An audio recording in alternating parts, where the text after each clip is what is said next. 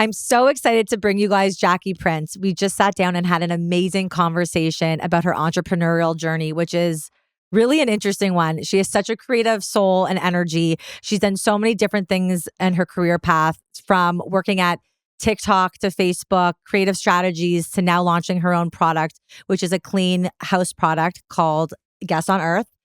Smells bomb and the packaging is beautiful. And I'm just so proud of her. I've learned so much from her along her journey. And I think you guys will really like this episode and learn some things too. Hi, Jackie Prince. Welcome to the Getting High podcast. Thanks for joining me. Thanks, Lanny Levy, so much for having me. You're welcome. Well, I'm so happy you're here. And before we get into things, I kind of like to give you or the guest the opportunity to just kind of introduce yourself. Tell everybody who you are, what's up. I'm Jackie Prince. I'm the founder of Guests on Earth, and we make the best smelling, best looking, hardest working, non-toxic cleaning products. And we exist to make everyday cleaning way more enjoyable and way less toxic and wasteful to people and the planet. Wow. When I was in New York, I had lunch with my friend Laura Lynn a few years ago, and she was just about to go to Blueland pre-launch on their operations side. And for those of you, or if you don't know who Blueland is, Blueland was one of the first brands in the sustainable home care space to really make the kind of dilution model a thing. They were on Shark Tank. They had massive investment, and they did a really great job and continue to do a really great job kind of marketing that, dilute at home, less is more model. And I had never heard about that. Or it was before they had launched. And I just thought, that sounds really cool. Yeah. And I was so happy for my friend. And I was, just thinking, wouldn't it be cool to do something like that? Right. So when I moved here and it was COVID and I was just cleaning up constantly. Right. And, it's tied to the house with my kids and I was losing my mind. And I was using these shitty toxic products that stank. That I would actually be in a bathroom clean, spray cleaning and then just Gagging. have this smells horrible. Not good. I know this can't be good for us, even though in COVID, everything, you're just kind of lathering yourself in Lysol and whatever wiping everywhere. Then I started looking into the whole recycling, plastics situation because I became hyper aware of our consumption when it seemed like we weren't doing anything, but we had so much waste and kind of quote unquote recycling every week. And I learned the stats around that. At the time, it was only about 9% of plastic is successfully recycled. Okay. Now, I was looking again recently. It was in North America. I was looking again recently. It's a joke recycling. Well, because there's all the different numbers and types of recycling, but most people don't really know how to recycle or what things to recycle. And ultimately, it comes down to the facilities, the infrastructure, and how things are actually processed. But don't blame me. I'm putting my shit in the blue bin. It looks like it's got the recycling stuff on it. That's the government's problem. Recycling is a marketing myth that was created by the plastics industry in the 1970s, I think. Fact check that out. Too. It was in the 70s, but we can fact check it. It was a while ago, but it was essentially because that's when plastic packaging really took off, and the industry wanted people to not feel like they were fully trashing the planet because it was all single use. Got it. So it's so bad for the environment, obviously microplastics, but also just the physical amount of plastic that gets thrown out into the ocean, into kind of burned it's bad. It's bad. And it's not a good hot topic, but it is a hot topic. It's so hard with some of this stuff, and we'll get into it with the environmental, because you can go down one rabbit hole and then you're like, how clean am I actually being? And how much on scale can I actually make a difference? And then it becomes so overwhelming. But where I choose to kind of say, where does it work with my life and how does it fit into my lifestyle? And I think cool thing about your brand, I don't even think we've mentioned the name of your brand, which I want to, because I think it's actually a great name. Let's not mention it the whole time. Till the end now. That's just going to negatively serve you. I know. Guests on Earth, Guests on Earth, Guests on Earth, which is obviously a very cute, clever, fun title. Thank you. Do you want to explain it, or is it kind of self-evident? I think it does a lot of work for us on its own. So in that kind of moment of, where I'm hating this experience, it's so wasteful. You're finding out a lot of stats that are okay, this isn't working. Where could I be going? Yes, and then just walking down the aisles of the grocery stores and looking at, I'm these aisles are disgusting. They they're so boring. Everything looks the same. Yeah. There are all these like bright colored single-use plastic bottles. How is this not changed yet on a more mass scale? Yeah. And then I did kind of like some trend and projection research, and I was like, oh, this is going to increase like this, and I want to be at the forefront of this space. How does one do also some of that research stuff? And I think that's an interesting thing to point, because a lot of people, when they want to dive into a space, and you having like all these corporations and background and like under probably way more resources than most, just from your kind of just your trajectory of what you've done in your career. But a lot of people want to get into an industry. Yours is quite niche. Yeah. It was like, I don't know if you could figure out what the percentage of going into the cleaning industry and being successful, whatever successful, like that's a big risk in my opinion.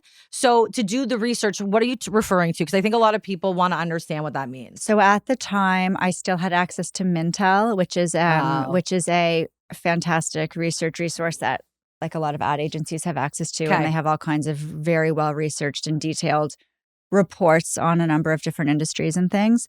So I definitely I tapped into Mintel, and I also just Googling around, like you can find a lot via Google, but you want to make sure that the sources are legitimate and you're not just making shit up. Or now ChatGPT. Well, and so this was pre-Chat GPT, and we were talking about Chat GPT earlier. Tool. I mean, that is such an incredible resource that I use every day still for the business. Use it for everything. And I certainly would have used it for research at that point. Yeah. But it was, again, being inspired initially by a brand like Blueland and seeing, oh, this is going to be a really interesting space.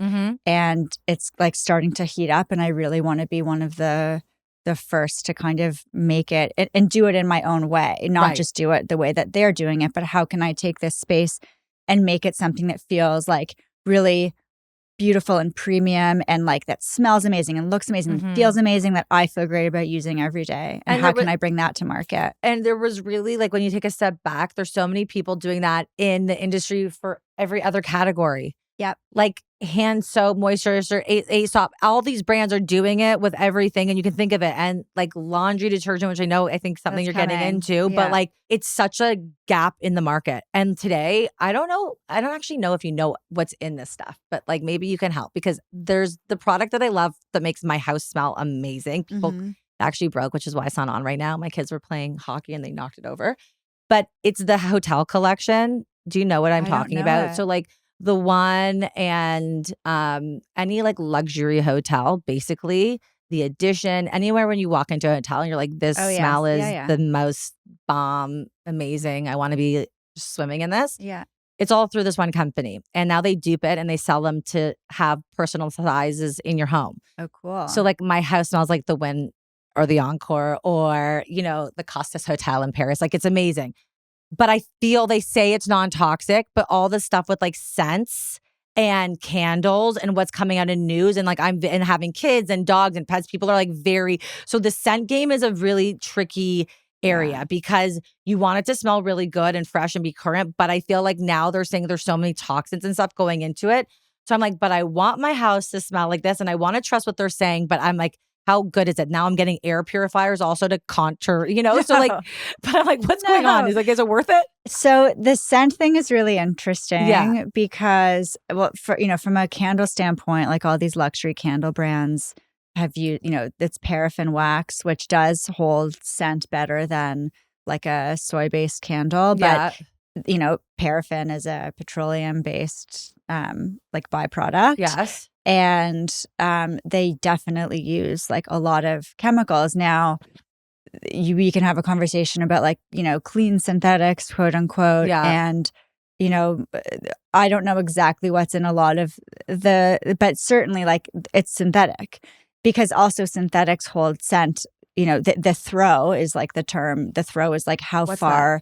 The throw means how far does the scent travel, essentially. So like if you had a, Byredo candle there and you had a candle just with essential oils, like our candle, which was currently out of stock, and maybe we'll remake them because people love them. But for our candle, we just use like coconut soy blend, cotton wick, and essential oils. Okay, but the throw on a paraffin and synthetic candle is a lot further. Yes. But then you're also getting, the things toxins. And like some people are fine with that. And is it going to have like a really bad effect on you over time? There's like some crazy stats. They said it's like worse than smoking like 5 packs of cigarette a day or something. Like it was insane from lighting one scented candle. Like that was not obviously used or not produced in a way that had like safe or whatever. What are we talking? Clean ingredients. There's a lot of bad stuff in a lot of products that just we've been using forever that we've never thought about. And like, certainly like candles and I don't know, the one hotel stuff. I'm not going to, I don't know. So I'm not going to comment I'm like, on can that. you tell me exactly what's in it and if it's bad for me? But I just feel like you're a little chemist now because you're like making up all these concoctions and mixing. I am not the chemist. You're resourcing. You don't want me creating anything on my own. No, I work with like this like genius chemist who's I've been working with now for years, and we will sit down and say, kind of like, look at our roadmap. And I'll say, initially, and when you're developing a product, I think you as the founder need a really clear idea of what you want. Mm-hmm. And then you need to find partners who can help you execute those things in a way that's authentic to what you want. But also they'll bring things to the table that you just didn't know about if you're not an expert in that space. So, I went to my chemist and I said, I want really like high quality, non-toxic, clean ingredient profile. I want to be able to dilute them into full-size products. I want to be able to use essential oils. Essential oils are really difficult to work with. We currently just work with essential oils.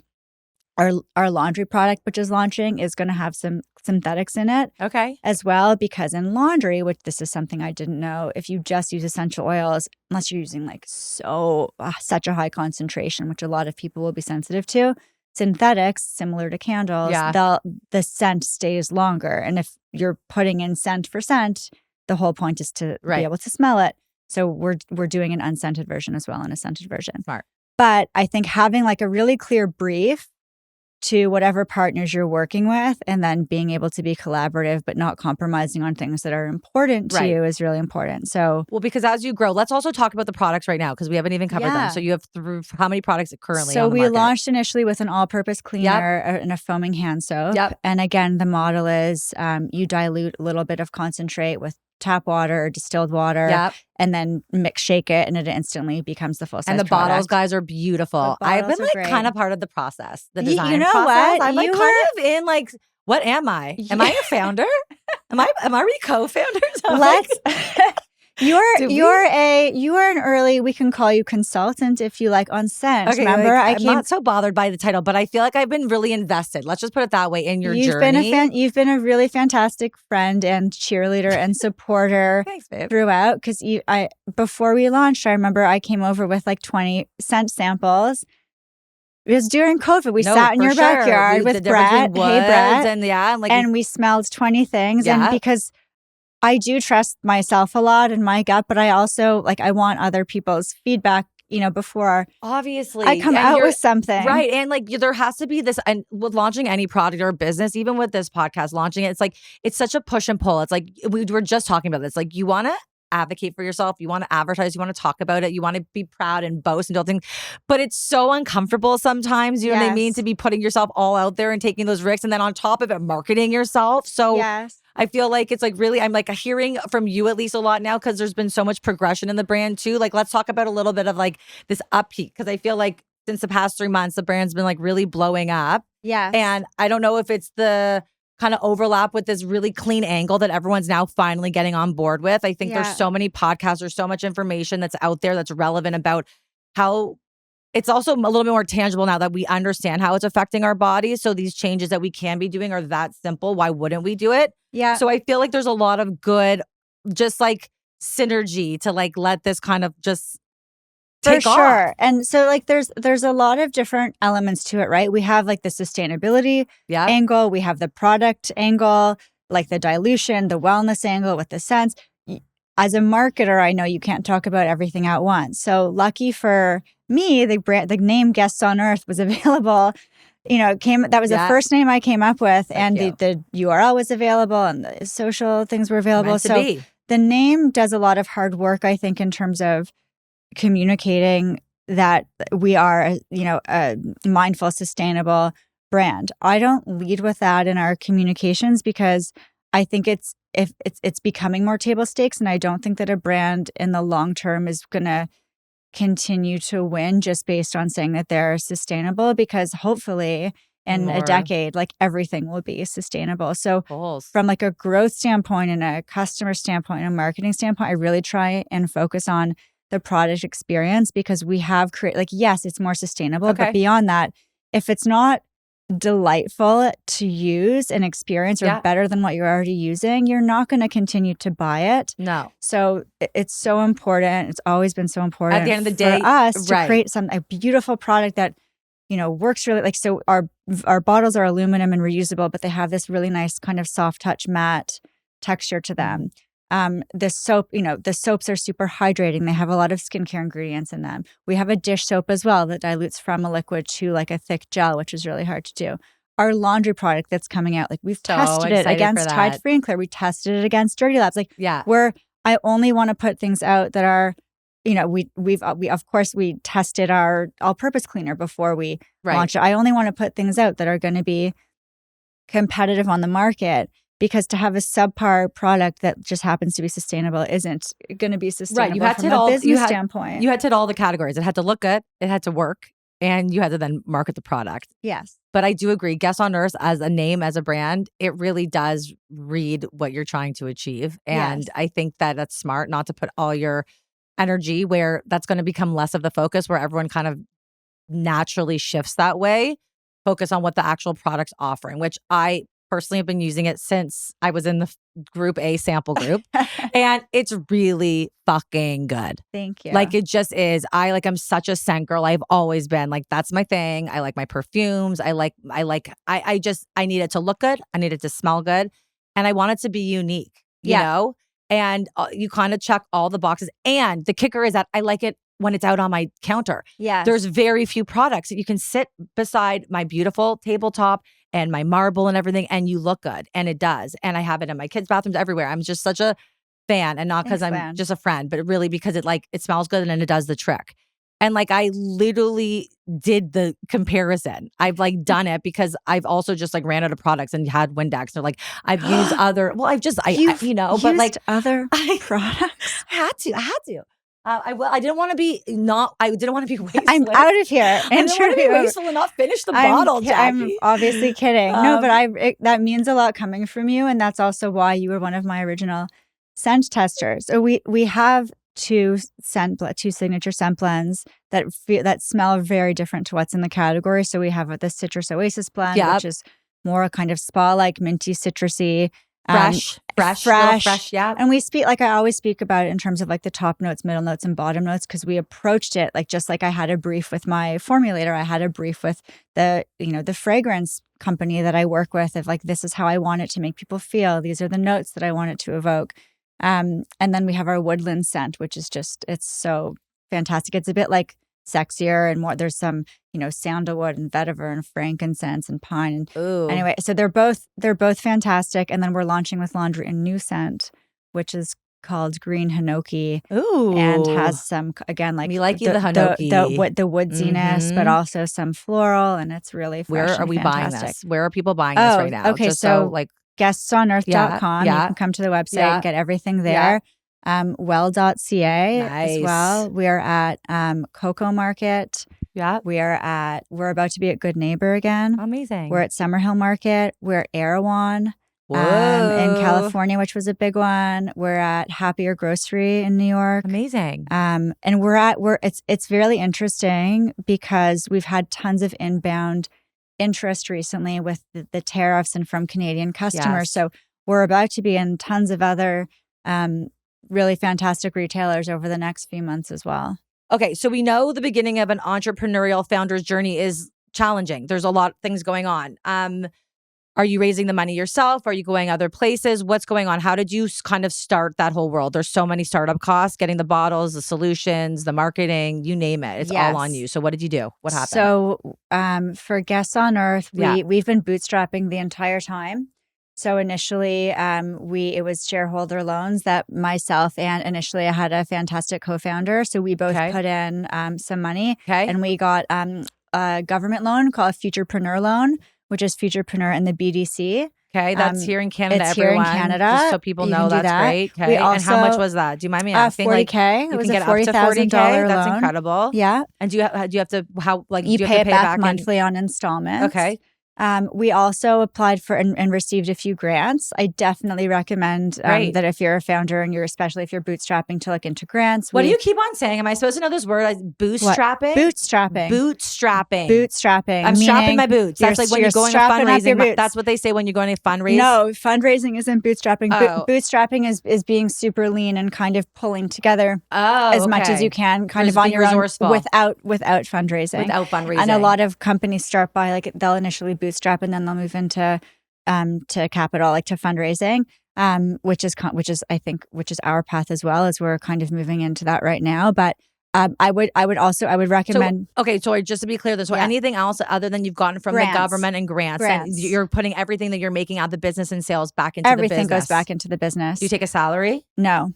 Although I'm hoping to soon. Yeah, it is hard because I honestly took a very low salary for the first 5 out of the 10 years of my business. It was brutal. I get it. But up until a year ago, I was still freelancing. I should also say. So when I moved back here, as I was starting this, I would still freelance part-time to make money still. Wait, so hustler. It was a very big hustle. So I did a few smaller jobs and then I freelanced at TikTok for a full year. When you were here? When I was here, when I was building guests, I was working part-time at TikTok, leading their creative strategy for the retail vertical. I was covering a mat leave.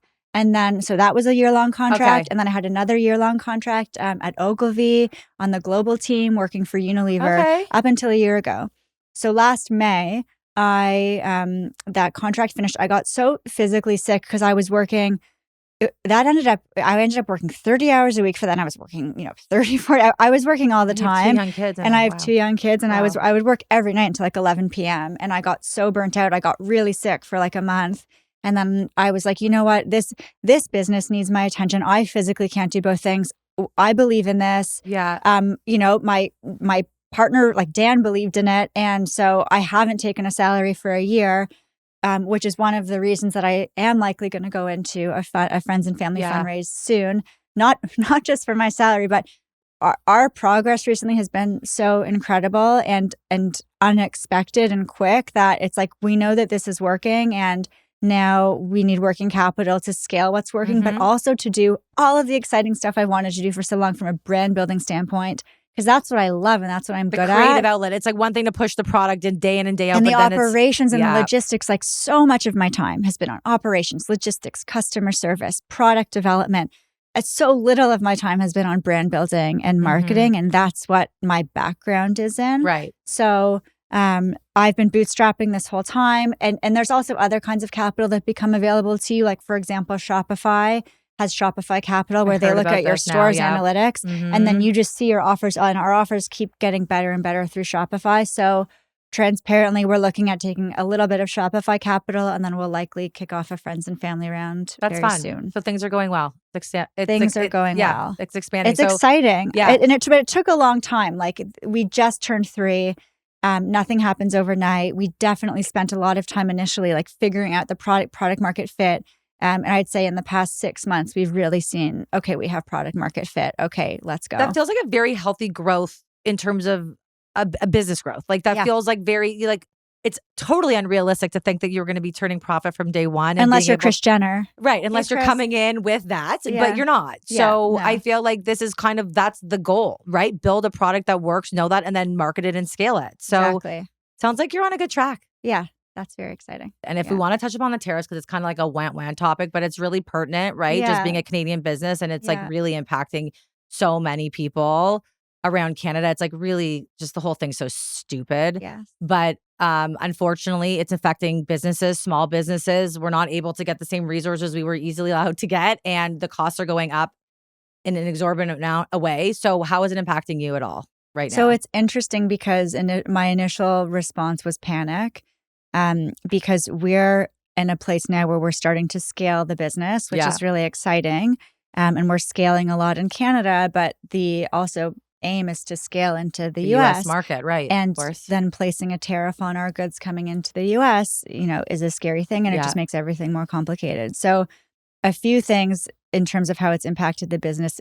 Firstly, it's been incredible from a Canadian standpoint because it's really supercharged Canadian consumers into wanting to shop Canadian and support Canadians. So we have seen a ton of support from Canadians, which has been fantastic.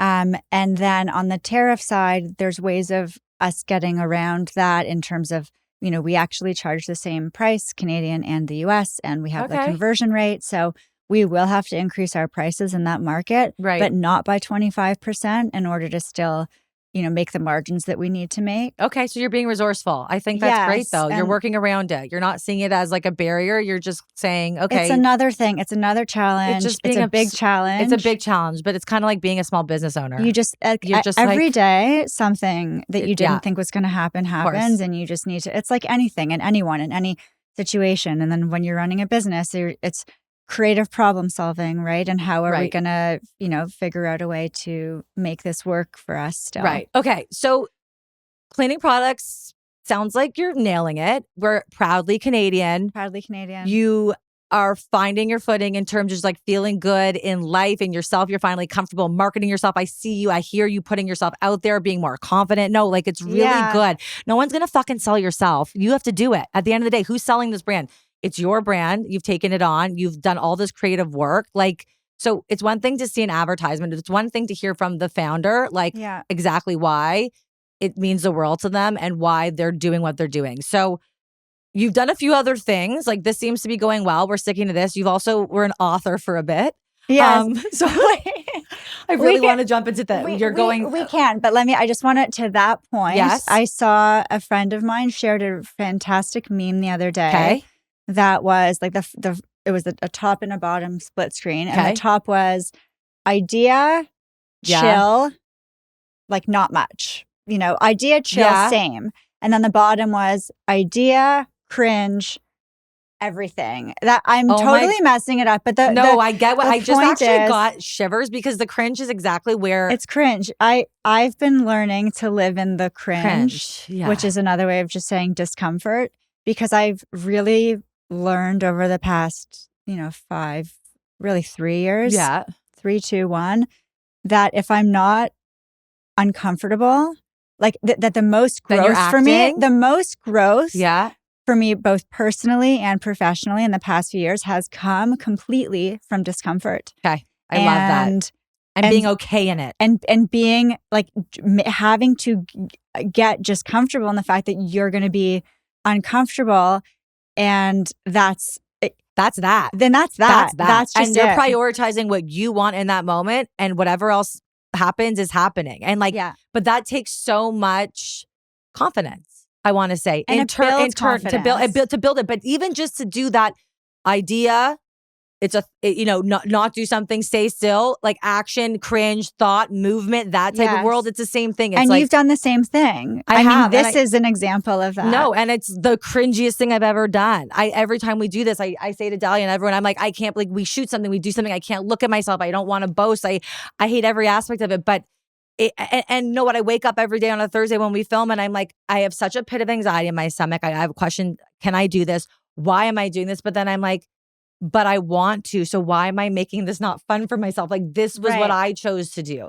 So like, I think what I'm hearing from you is that uncomfortable is maybe also just a little bit of healthy anxiety to some degree. Like I have it. And it's like, I love that approach. It's just being okay with being uncomfortable, because I like don't feel uncomfortable right now. For example, like with you chatting with so many people in life, it's so comfortable to be myself. Yeah. But you have to be putting yourself in that environment to feel comfortable. If you're not putting yourself, and I'm also not a person, like I don't really feel comfortable in, like I was in New York in advertising when the whole influencer thing was coming up. And if I was a different person, I would have consciously taken advantage of that and tried to build out a personal profile and build up all these followers. Sure. I'm a lot more shy than that. And that's never been something that I'm good at. I wish that I was better at that. Right. Even though I do identify as an extroverted person, just that piece of it. Even now with the business, like I feel bad a lot because I know there's so much more I could be putting out there in terms of the making of the sausage and the behind the scenes. But I'm just like, I'll film something and then I'll be like, oh, I don't want I don't want to post that. And sometimes I, very infrequently I will post the thing and then I just have to not think about it. I know. You just actually can't, because the thing is, that's like you're sitting, you're analyzing. Most people, the funny part is they're not thinking about anything that you're even considering. They're just thinking about themselves. They're thinking about themselves. And all the difference is are they getting the message about your brand or are they not? Right. And you're sitting there thinking like, I looked like a dog, or my hair was bad, or I said the silliest thing. I'm so like, literally they're no not one paying cares. Nobody. But it's so hard. It's so like disheartening, but it's the reality, right? And you waste all this it's energy also and this freeing, time. right? Because sure, when you get there, and when you can finally get there. I would say like it's nice in certain relationships and in life when you can with certain things, but then it's funny to see the things that can hold you back. Like it can be so freeing in certain components of your life, and I feel like I'm there, and in others I'm still so tightly reserved, and I'm just like, let it go. Just let it go. Like our friend this Mel. feels like how good was let the meme them. that I sent you? I have watched it so many times. Mel Rob, like we're into her. We've been actually into her for a while before like everyone else really got into her. It's your girl Mel. It's your girl Mel. She's our girl Mel. Okay. But then I found this comedian that like did her shtick like down to the T. It was fantastic. It was, I will find it. Your and we'll husband post it goes on a business trip and gets another girl pregnant? Let them. You need to post the link to that in the, do you do like show notes or whatever? Yeah, whatever. But it feels pretty professional here. We'll do it now. In this podcast. We should if we don't have show notes. If you don't, we should. No, just put that clip into the show notes. It was so good. So another fun, we're getting here and then we got distracted, but you just want to talk about Chloe. Can you tell? Yes. Okay, so Jackie was an author, or still is an author. I don't know, maybe you're working on something and I'm not aware of it right now. Like George has, I would think of George has gonorrhea. George has gonorrhea. Yeah. Can he? Yeah, I guess he can. Yeah. So does. Chloe has chlamydia. So Chloe has chlamydia was a book. Chloe has chlamydia is still a book. It's still a book that Jackie wrote in 2000 and 2017, 2016, 2017. When the chlamydia crisis was at a full time. It's still like, what the fuck? Why? Just go why? Like, so, I'm like, do you have chlamydia? So I don't, and I never have had chlamydia. Okay. We were also talking about this earlier. HPV. Lanny Levy. I love alliteration. So Chloe has chlamydia. So okay, yeah, I was like HPV, not that. Okay. not HPV. When I was living in New York, I've always like. I'll probably still do this at one point. I've always talking about ideas. It's all about execution. We all have like so many ideas all the time. I had this idea for a book. It was nothing like Chloe has chlamydia. Okay. In fact, it was about. Doesn't matter. I was inspired by like The Golden Compass and The Subtle Knife, Philip Pullman books when I was a teenager, and I loved the idea of doing like I want to write a book about secret passageways and kind of completely different book. So I signed up for a creative writing course. I love that. And I would go after work, like I forget what nights of the week. And then it was around the same time I was working at the social impact agency. I came across like some article talking about how STDs were on the rise. Okay. Every single year they would release like an STD health report. Okay. And I came across it, and not the report, but an article talking about the report, and how every year, and it was especially affecting young women. Because a lot of because a lot of STDs and STIs are invisible. So people just didn't know that they had them, and sex education is very problematic and non-existent in many kind of schools and systems. So I had signed up for this course. I started taking it. I came across this article. One of my best friends in New York who I was working with at the time is Australian. Okay. Two of the girls I was working with at this time were Australian, like two of my good friends. And it turns out the koalas, like 90% of the koalas in Australia have chlamydia. And this is like a serious issue I don't think I read the book. Is that a stat in the book? Oh, I should have brought you the book. I'll link it in the... I'll bring you a signed copy. The notes. It'll be in the notes. Sure, we can. I don't even know if it's still on sale because I haven't paid that publisher recently. Okay. Oops. No one's really buying it anymore. I don't have the bandwidth to promote it. But it is also, let me clarify, it's also a children's book. No. It's not. Although a lot of my friends have read it to their children because it's an illustrated book for young adults to destigmatize STIs and STDs by making it more just like super fun and silly and accessible. So the book is called Chloe Has Chlamydia. Okay. It's about a carefree young adult koala in Australia named Chloe, and she has a lot of fun, and she Chloe these days, and she's living her life, and she's discovering herself, and she winds up getting chlamydia. Shoot. And the doctor, Zuckel, what's the doctor's name? I haven't read the book in a while. Okay. It's been a minute. But she tells Chloe she has chlamydia and that she should go and kind of communicate this to some of her partners. And basically, it's really just meant to get people to get tested and be aware that like a lot of these STIs and STDs don't have symptoms. So if you're sexually active at any age, it's a good idea to get frequently tested so that you know, because not only so that you don't pass them around, but also so that, you know, if you're a woman, it can affect your reproductive health. Right. So that was you know, I ended up getting some press for that book. I mean, I pitched it out. I was working at a PR agency at the time. Yeah. By the time that it launched, I was working at Edelman. Okay. And so I did, you know, it got some good press and it was fun. Ultimately, it was a tough sell. Also, what did you say? It's a not bestseller. Yeah. But it's honestly, it is what it is. It's fun. It's creative. And I feel like it served its purpose for you. You wanted to start writing. You took the course. It was like, it was just I just love that you even did it. Right. And it doesn't have to, life doesn't always have to be about, what does that mean? Oh, are you an author now? No. You took a class. You wanted to write a book. You did it. Like, to me, it's more about like what we were saying before. It's the execution. It's that you did something, and whether that was your goal to end up writing a book or not, regardless of anything else, you just did what you said you were going to do. And like, I feel like that's just like good for that old morale. For the soul. Yeah. Exactly. I wanted to then extend it into like the umbrella of Chloe was meant to be animals for adults. And so then I had other ideas of not furries. That's a different podcast, I think, or we can talk about that too. I wanted it to, again, kind of destigmatize different things like alphabetically, kind of like the Little Miss. Yes. What's it called? Little Miss. Like Miss Angry. Mr. Naughty, Miss whatever. Yeah, that kind. I wanted it to be that series, but for more like adults and young adults to destigmatize thing. Unfortunately, Chloe, again, wasn't a bestseller. And I think you have to be so focused with your energy and your time. And I've had, even since launching Guests on Earth, I've had a number of other like ideas of things that I want to do and launch. But I know now at this stage that if I am not very focused on one thing, you only have a certain number of hours during the day. And I really want this to be successful. And I believe that it can be if I focus on it and build the right team around it to also focus on it. Right. So no more. You're gonna just put your writing writing's on the shelf. Just for now. Who knows? Yeah, maybe in 20 years. I think in 20 years I'll go back to the. Well, you have the ability. The secret passageway book. Your writing's not going anywhere. No. And another thing that I kind of also just a little segue from this was just going back to community a bit, because for me, one of the things when I moved home from New York, like I said, we had a lot of similar we were both very transient. Let's just put it that way. You know, I also lived in New York and London and Australia, actually. I know. Well, lived in Australia. Yeah. Me and my girl, there Chloe. You go.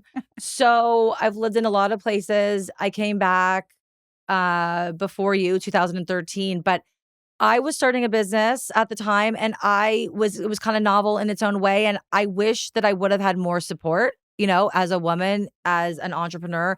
I wasn't married yet, but you know, my business partner at the time, and we had young families, and it was like, you were young. I was young, and I didn't really know. There wasn't the same things with podcasts and forums where we were getting more of that informal information, or like information in just a variety of ways.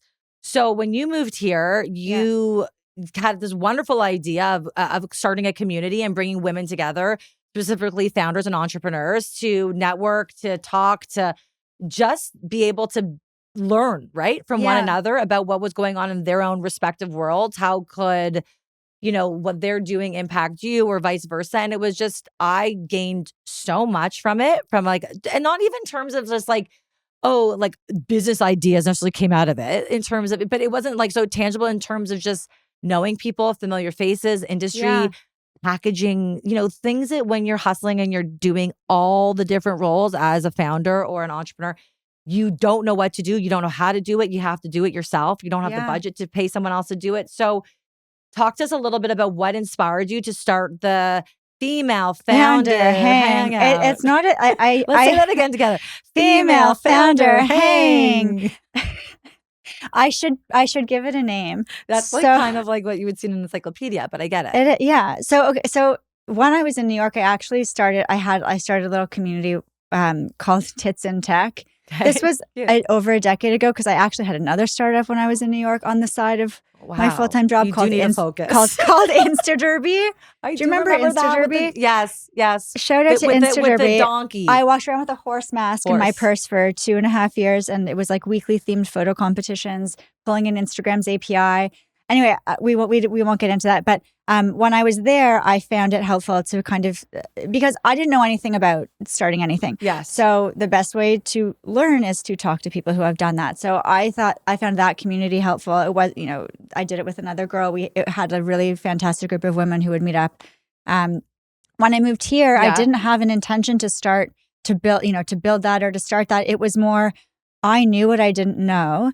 And I also believe that people are very, generous and open. So I just started, and I didn't have a professional network here. So I just started reaching out to anyone that I knew who was connected to anyone that I wanted to talk to. And I started talking to different female founders and male, not just women. I talked to anyone who would talk to me. And I kind of had like a series of questions that I would ask. And at the end of each meeting, I would say, is there anyone else that you could introduce me to help me, in any of, these are some areas that it seems like you know more about that you might be able to refer me to. And there were some women early on, like I'll shout out Naomi Blackman from Alder Apparel was one of the first people I talked to. And she introduced me to, I think Amy Wells and did she introduce me? Amy from Palm? I have a number of, so I basically started to build out a network through that of people and women who were super smart, so generous with their time, and really gave me like watch outs. I'd recommend, like, if you're asking people about watch out, like watch out for watch out for this, like be mindful of this. Don't go the tariffs. Run for the hills. The tariffs are coming. Just like advice. What do you wish you'd known earlier? Industry tips and tricks. Like what do you wish you'd known when you started this journey? What did you do that you shouldn't have done? I mean, I had I had a whole discussion guide around it, and then I had some very specific questions around like sourcing. I'd never done manufacturing before. I never created a product before. I knew nothing about. I had done go to markets for other brands, but not for myself. Just being in advertising and marketing, like comms, is very different from running a business, and I knew nothing about that. So I started to meet people through that, and then eventually, just selfishly for me, like I need community, and I didn't really have one yet here. So I organized my first like female founder hang, and I just invited all the women that I had spoken with over the past like 6 months, and it was fantastic. And like, so many amazing people came, and I got really good feedback coming out of it. Like, it was great to connect with these, these people. And so I just started doing it quarterly. So if you're a local, female founder here, you can feel free to reach out to me on Instagram, or you can email me if you want to be added. It's also a really great in the group. Show notes. It'll be, put it in the show notes. No, but it will be. And I think it should be, because it was, I don't know. It's just that type of stuff in community. If they're not your friends and it's not in your specific line of work and you don't have that network, how else are you going to learn about something like that? Like, that's what I was kind of asking about before, when people are starting these, like it's not the same thing when it's like, just go out and write a business proposal, or like, that's kind of archaic in terms of what you have to do now for your like field research, and like, it sounds like you really you put yourself in a lot of these positions where you wouldn't be there if you weren't. I put myself very out there. You put yourself really out there. And I think that's from even when I'm sounding like, I know you've done all these things, but now just reflecting back and saying, like, you're not scared of taking a risk, and you're not scared of asking for something. Or I am scared, and I do feel uncomfortable, but you do it anyways. But you do it anyways. And it's such a beautiful thing. And I think if more people started feeling less reserved about the things that they probably no one else gives a shit about, and just ask that favor. Like, and the thing that people forget is like this mentorship that I want to touch upon. It's like, it's so beautiful because both people in this mentorship role, whatever you want to call it, helping someone else, networking, you get it's such a reciprocal thing. Totally. Like, the giver gets something, but the receiver gets so much too. And it's like, to be able to give that knowledge, like, there's nothing I ever feel more proud of. Like, when I've helped someone starting a business or something I've known before, or caught them and connected them with someone else that was able to be there for talk. Like, that brings me joy. That's what fills my cup. That's what connecting with other people. So for people to be able to do that, it really sounds like in kind of both of our situations, at least, you have to put yourself out there. Yes. And it's like our girl Mel Robbins says, you're not like reinventing the wheel here. Like, oh, you want to start this thing? Like, it's probably been done before to some extent. So what can you learn? Like, do your research and make it your own. And like, make it your own. I love that your example that like where it started was that other people were doing cleaning products that were clean. You weren't original. You didn't invent that. No. You weren't the one to say, hey, world, let's wake up and make things eco-friendly and like start considering all these things. You were intelligent enough to look at your surroundings, to see that there's a gap in the market in an industry. There is a global issue that is rising that we want to all solve and do whatever we can to someone. And you're finding some way to at least fill your cup with something that makes you driven. So we know this world of cleaning products is like your jam. You've done a lot of research. It's your space. You're focused. Yeah. Is your house clean? Yes. Like, are you a clean person yourself? I just like want to know like what's Jackie Prince's house like? So that's a great question. So my house is clean. Okay. I mean, like I love to do like the counter spray and everything at the end. And I do have like, wonderful, fantastic woman, Norvi, who comes to clean every week, like to do more of the deep clean. Okay. My house is clean. My office is impossible to keep clean because I'm like coming in, I'm throwing stuff around. I get this, it's on the desk. So I want to say every week, but I would be lying to you. I'd say every 2 weeks, I kind of like just clear up and clean up my office. But I do like make the bed in the morning, and I don't like when there's stuff everywhere. But having kids, I think, is really hard to, like, there's just stuff everywhere. And also as a founder of a product business, there are boxes. There's just boxes everywhere. Mostly like I keep them in the basement, but there are like things in many places. Don't focus. No. Okay. And any fun cleaning hacks? Like, do you have any fun cleaning hacks?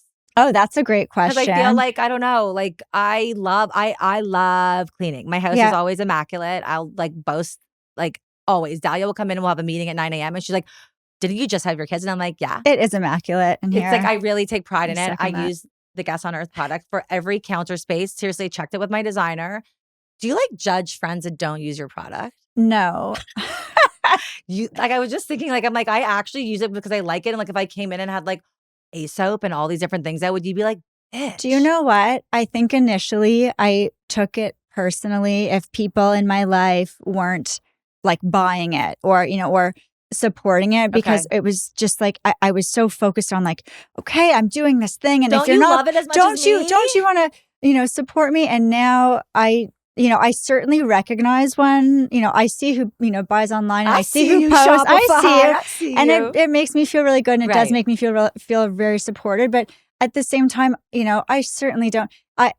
I'm not like actively going out and looking and paying attention to it. And you're making enough sales now that you don't care if your friends are buying it. It's also a very different level now. Yeah. Exactly. It's very different at the beginning. And I saw that graph. That graph's going up, baby. That graph is going up. It's a good-looking graph. Something good is happening. It's a good-looking graph. It's a really good-looking graph. Okay. So another thing is just kind of like where we wind it down is like, I think we've touched upon a lot of it, but in general, what would you say gets you high on life? Like, what gets you high, babe? For me, it's feeling creatively inspired and that like stuff is happening. I need things to be moving and happening all the time. I need to know what my plans are. I need to know what's next, which sounds like I don't live in the now, which maybe I do focus a lot on what's next, but no, it sounds like you just need to be in the action. You need to be part of the conversation. You need to be just putting yourself out there. Which it seems like you do. I like when there's kind of things going on and connecting with other people. That's one of the difficult things for me about working from home is like I loved when I was in creative agencies. I loved those people. I loved being around those people. I've met so many of my best friends in life at work because it attracts a certain kind of person, and so working, from home and just like starting this thing and I've been sitting in a room by myself for 4 years. I know. That makes me actually surprising. Crazy. You're so creative. I know. It surprises me too. I know. So I think when I can be, when I can be around other people or bouncing ideas around, or even just if I'm excited about something and making it happen, that's what gets me high. Yeah. High. Okay. Thank you, Jackie, for coming on and chatting. I learned a lot about you that I knew like 90% of, but hearing it back felt good. Thank you so much for having me. It's been really fun. Thanks, Jack. This has been great.